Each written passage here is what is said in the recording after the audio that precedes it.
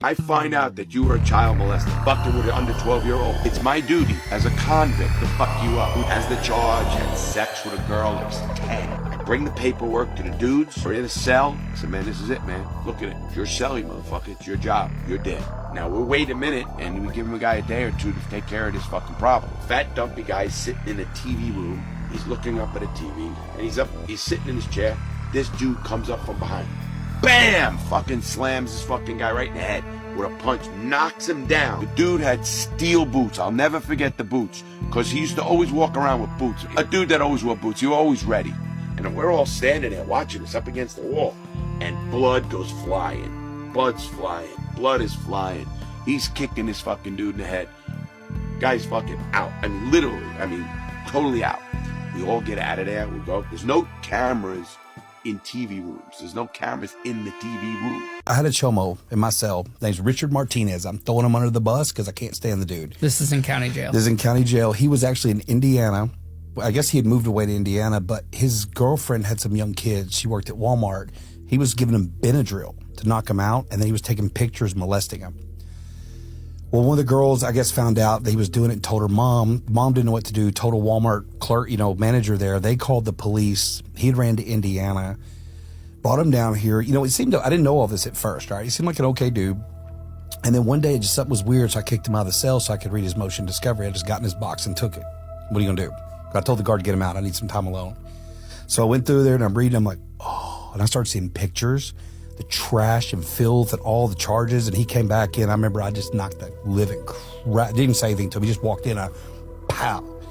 And he was crying. He didn't know what was going on. He said something. I didn't like it.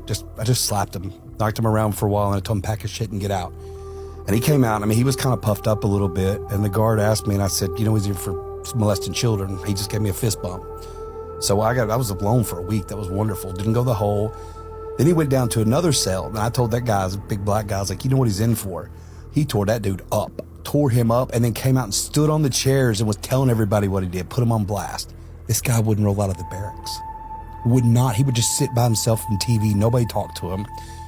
So and we kept telling him, we're going to hurt him. If you get found guilty, we're going to hurt you, because you don't go to prison right away, right? He kept saying, no, the trial got put off. Then one morning, he's in that little holding room. He's about to go to prison. So we all knew them, but we couldn't get a hold of him. But friends did eventually. How are you doing in the prison? Not good. Because I have this. Yeah. It's because of my trauma. Mm-hmm. My exhaustion. And I take it you don't have any family members or any community support? They don't communicate with me very much. No. I've seen grown men, killers, gang members, guys who've done unspeakable things, completely lose it when they find out someone hurt a kid, and what they do next. Man, it's something you can't unsee. Because here's what they don't tell you about prison justice. It's not quick, it's not clean, and it sure as hell isn't merciful. These predators don't just get beaten up and move on. They get marked for life. There's a hierarchy in prison that nobody talks about on the outside. And at the very bottom, below snitches, below cops, below everyone, are the predators. And what happens to them isn't just violence. It's calculated torture that would make you sick. So, Inmate Watson literally was getting transferred. And he was telling them that, listen, don't put me in regular housing. I'm gonna kill somebody. I'm letting y'all know that. They're like, whatever, man, just stop the bullshit. They transfer him to a lower housing, and he's no longer in a single man cell. And they put him somewhere where there's like a substance abuse. There's lifers there, but it's more laid back and less security. So while he's there, he sees a chomo, a child molester, and he's watching PBS. And he's watching kids on there kind of taunting the fucking inmates, right? So every instinct told him to kill the man right there. This is what he said in his letter. But instead, he goes to his counselor and says, y'all need to get me the fuck out of here, because I'm going to kill this man. He said he went to bed that night and was tossing and turning. He said he got 2 hours of sleep the entire night, thinking about how he let that chomo just slip, and he should have just handled business right there. So he wakes up, and once again, the guy's watching PBS. And it's in one of these prisons that are so chill and low custody, nobody really wants any violence. So they kind of just let shit slide. And someone says, man, I can't believe this fucking chomo's gonna do this right in front of us. Inmate Watson said, don't worry about it. I'll take care of it. Goes and gets his walking cane, comes back and brutally beats the chomo to death right there in the day room. So after he does that, he's going over to walk to an officer to tell him what he just did. And as he does, he looks over and sees a sex trafficker. He grabs the cane and beats that chomo piece of shit to death also. He proceeds to walk to a corrections officer and say, hey, this is what I just did. The CO laughs at him. It took the CO having to go to the scene of both the crimes to say, holy shit.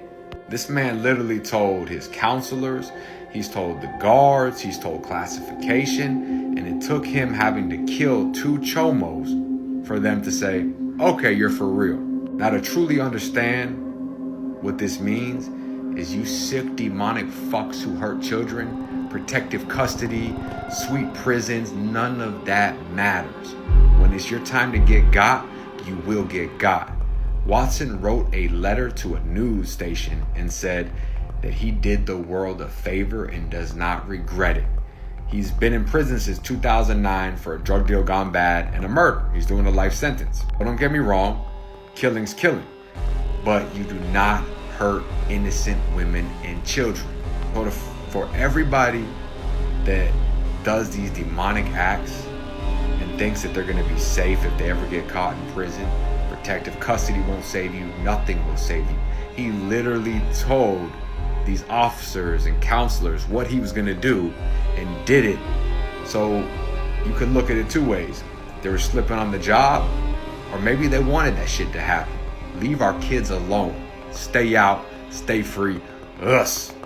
Here's what nobody tells you about prison. Information travels faster than wildfire, and some information carries a death sentence. You walk in thinking maybe you can keep quiet about your case, maybe blend in, do your time. That's cute. Your paperwork gets passed around the yard before you even finish processing. Someone's cousin knows someone who knows your victim's family. Word spreads, and when it does, there's this moment, this dead silence where every conversation stops, every head turns. You can actually feel the shift in the air, because you just became something less than human to 2,000 violent men who suddenly have a common enemy.